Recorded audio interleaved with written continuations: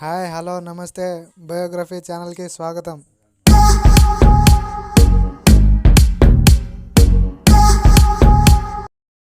ఈ వీడియో మీకు నచ్చినట్లయితే లైక్ చేయండి, షేర్ చేయండి. మరిన్ని వీడియోలకు మా ఛానల్ని సబ్స్క్రైబ్ చేయండి. ఈ వీడియోలో ఒక గొప్ప స్వాతంత్ర యోధుడి గురించి తెలుసుకుందాం. ఆయన చేసిన సేవకు గాను ఆయనను ఉక్కు మనిషి అని పిలుస్తారు. ఎన్నో సంస్థానాలను భారతదేశంలో విలీనం కావడానికి అతను సహాయపడ్డాడు. ఆయన ఇంకెవరో కాదు, మన సర్దార్ వల్లభాయ్ పటేల్. పటేల్ గుజరాత్లోని నదియాడ్లో జన్మించారు. అతను భారత జాతీయ కాంగ్రెస్ యొక్క సీనియర్ నాయకుడు. భారత స్వాతంత్ర ఉద్యమం మరియు భారతదేశ రాజకీయ ఏకీకరణలో ముఖ్యమైన పాత్ర పోషించాడు. భారతదేశంలో మరియు ఇతర ప్రాంతాలలో అతన్ని తరచుగా సర్దార్ అని పిలుస్తారు. భారతదేశ రాజకీయ ఏకీకరణ మరియు 1947 ఇండో పాకిస్తాన్ యుద్ధం సమయంలో హోంమంత్రిగా పనిచేశారు. అతను విజయవంతమైన న్యాయవాది. మహాత్మా గాంధీ యొక్క తొలి రాజకీయ లెఫ్టినెంట్లలో ఒకరైన ఆయన బ్రిటిష్ రాజుకు వ్యతిరేకంగా అహింస శాసనోల్లంఘనలో గుజరాత్లోని ఖేడా, బోర్సాద్ మరియు బర్దోలి నుండి రైతులను ఏర్పాటు చేసి గుజరాత్లో అత్యంత ప్రభావమైన నాయకులలో ఒకరిగా మారారు. భారత జాతీయ కాంగ్రెస్ 49వ అధ్యక్షుడిగా నియమితులయ్యారు.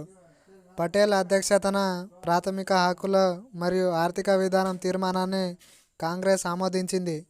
కాంగ్రెస్లో అత్యున్నత స్థాయిలో పటేల్ యొక్క స్థానం 1934 నుండి పార్టీ సంస్థలో అతని పాత్రతో ఎక్కువగా ముడిపడి ఉంది. బొంబాయిలోని ఒక అపార్ట్మెంట్లో అతను కాంగ్రెస్ యొక్క ప్రధాన నిధుల సమీకరణ మరియు దాని సెంట్రల్ పార్లమెంటరీ బోర్డు చైర్మన్ అయ్యాడు.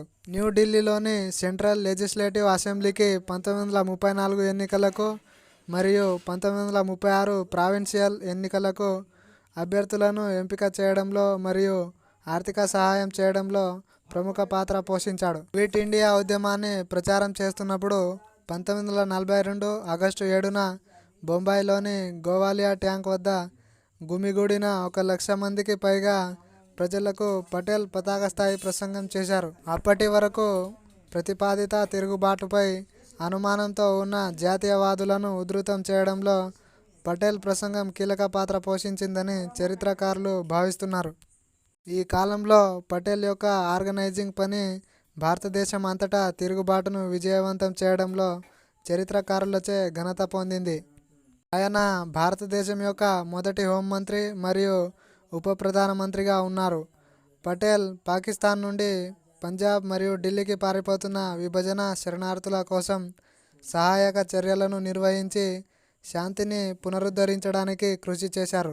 ప్రత్యక్ష బ్రిటిష్ పాలనలో ఉన్న ఆ ప్రావిన్సులతో పాటు దాదాపు 565 స్వయం పాలక సంస్థానాలు బ్రిటిష్ ఆధిపత్యం నుండి భారత స్వాతంత్ర చట్టం ద్వారా విడుదల చేశారు. పటేల్ జవహర్లాల్ నెహ్రూ మరియు లూయిస్ మౌంట్ బాటెన్లతో కలిసి దాదాపు ప్రతి రాచరిక రాష్ట్రాన్ని భారత్లో విలీనం చేసేందుకు ఒప్పించారు. కొత్త స్వతంత్ర దేశంలో జాతీయ సమైక్యతకు పటేల్ యొక్క నిబద్ధత అతనికి భారతదేశపు ఉక్కు మనిషిగా సంపాదించి పెట్టింది.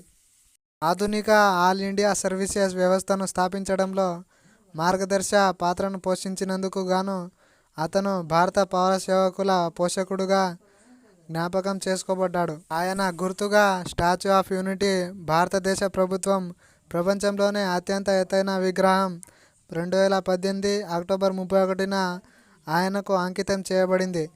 ఇది దాదాపు 182 మీటర్లు అంటే 597 అడుగుల ఎత్తులో ఉంది. దీనికి గుర్తుగాను అక్టోబర్ 31న ఏక్తా దివస్ను జరుపుకుంటారు.